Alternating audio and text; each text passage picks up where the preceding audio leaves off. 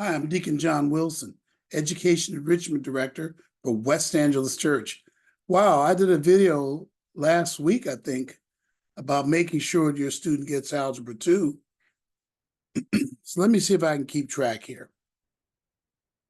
I need 8th grade parents to push to get Algebra 1 for their student. Now they'll tell you, well, let me do them all. I need 10th and 11th grade parents, if it hasn't been done already, to make sure your student's in Algebra 2. In fact, some 12th grade should do that. This is all if you want your student to have UC, CSU, meet the UC, CSU Area C requirements. It's also an argument when you take algebra in 8th grade, they'll have a chance to take calculus as seniors, which puts them on a STEM career path. You might say, well, my student doesn't know if they want to do that, but why get them in a situation where they can't get there? I want you to hold that thought. So we got algebra in 8th grade that I think students need to have.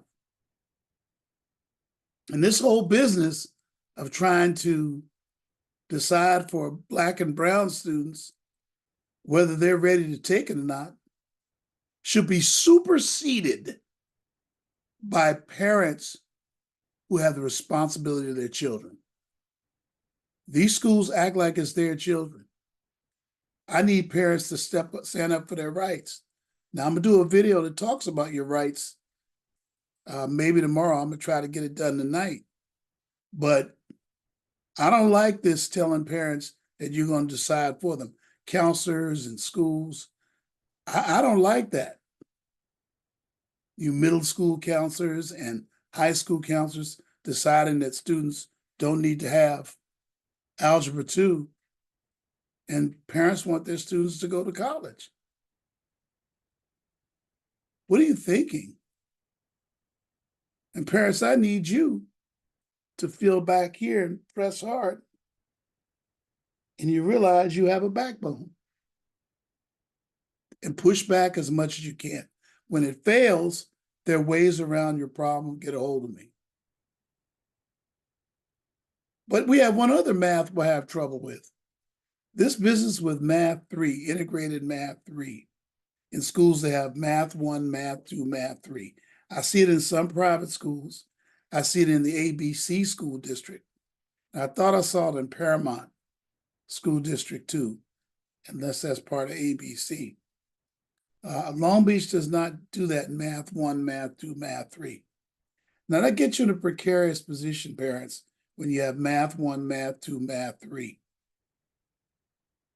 You may still meet the UC requirement, no question, to get to Math 3.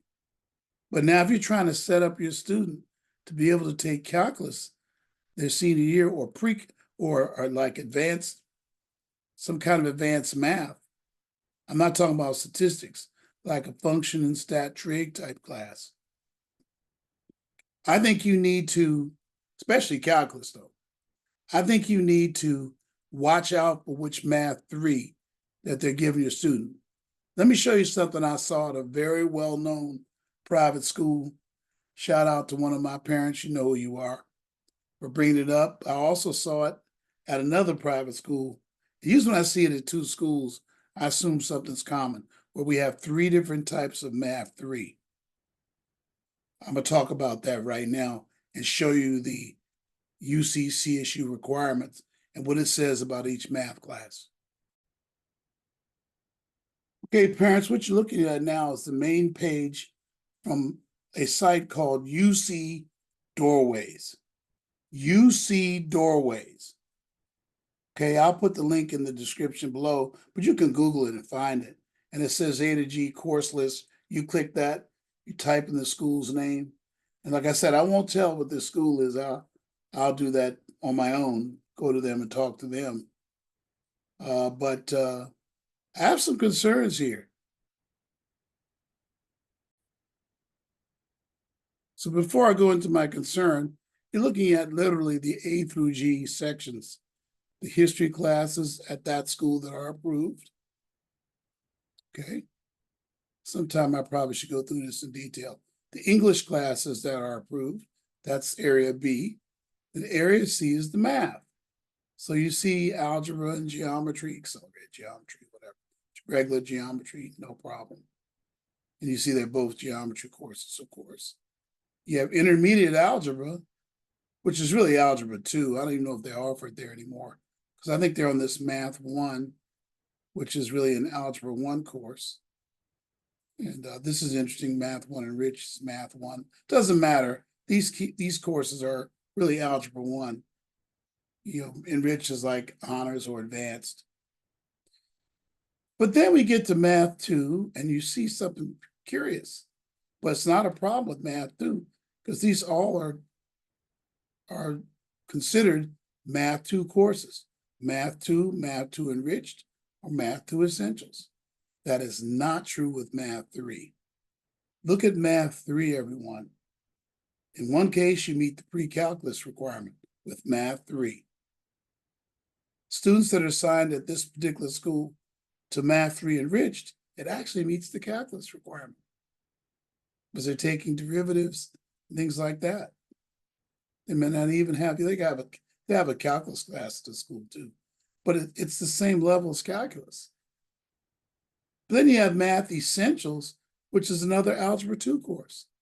And they're usually giving those to 11th graders. I guess that student could take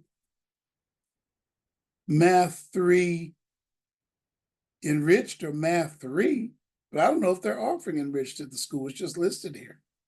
I guess they could take regular math 3. In fact, in that school, the books are algebra 2 books. So parents, you got to make sure you know what type of a math 3 course we have. I hate to put you through this, but you probably should go to Doorways and look at that if you're in a district that has enriched, has math 3, math 1, math 2, math 3. Now, it comes obvious the other way when you have algebra 2 and then pre-calc. But you could take a math 3 and think you've met the pre-calculus requirement, and you have not.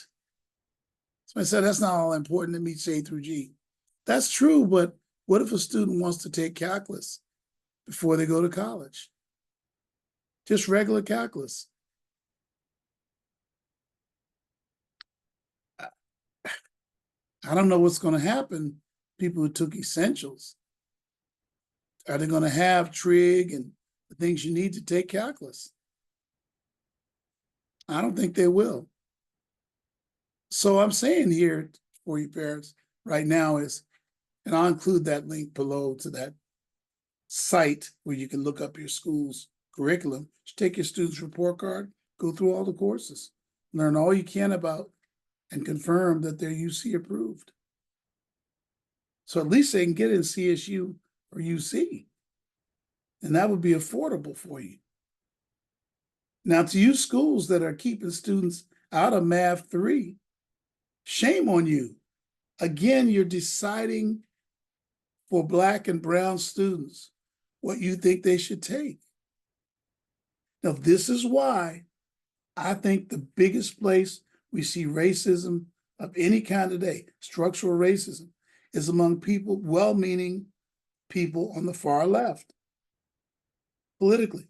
Now, I don't want to get political, but I'm going to start my channel on Monday. You can go over there on Monday and learn a little more about it at Holy Thinkers EDU. I'll link you to it, soon enough and announce it, but staying on the subject here, they're deciding for your student. And if you protest, you'll feel like you're off the plantation. I have parents that infuriates. You as the parent should be able to decide what they take. You say, well, they're doing what's good for the student. They think they won't do well, but that's up to the parent. The parent could call in a community-based organization like us to work with that student and give them enrichment while they're taking the course. I hope that's clear to you counselors that are hearing this. This is a growing concern that I have, that you're deciding for families what's best for them a little bit too much, and it's very uncomfortable to me. Very uncomfortable when the parents are practically insulted for raising an issue.